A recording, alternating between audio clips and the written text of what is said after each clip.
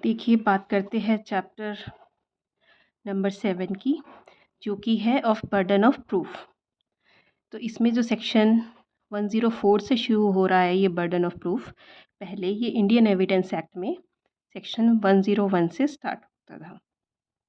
अब देखिए section 104 burden of proof. तो क्या बोल रहा है यहाँ पर, ये whoever desires any court to give judgment as to any legal right or liability dependent on the existence of facts which he asserts must prove that those facts exist, and when a person is bound to prove the existence of any fact it is said that the burden of proof lies on that person। तो यहाँ पर ये किस चीज़ की बात कर रहा है, ये बात कर रहा है कि जहाँ पर कोई ऐसा डिज़ायर करता है कि कोर्ट एक कोई जजमेंट दे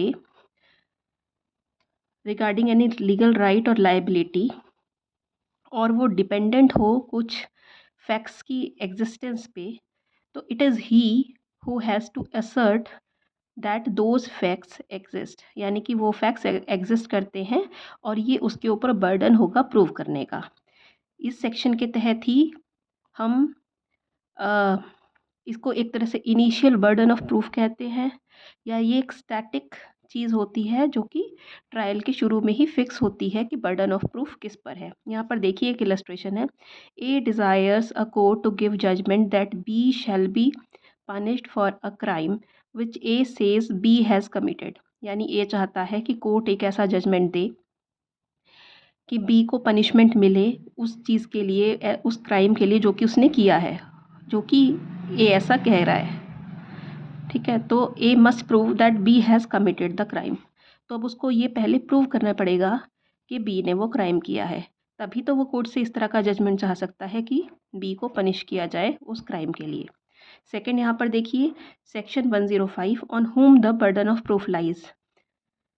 तो ये बोलता है the burden of proof in a suit और proceeding lies on that person who would fail if no evidence at all were given on either side, यानी कि बर्डन ऑफ प्रूफ उस पर लाई करेगा, उस पार्टी पर लाई करेगा किसी सूट या प्रोसीडिंग में जो कि अगर एविडेंस नहीं देता है तो उसका जो सूट है या प्रोसीडिंग है उसके पार्ट पे वो फेल कर जाएगी। तो ये होता है शिफ्टिंग बर्डन ऑफ प्रूफ।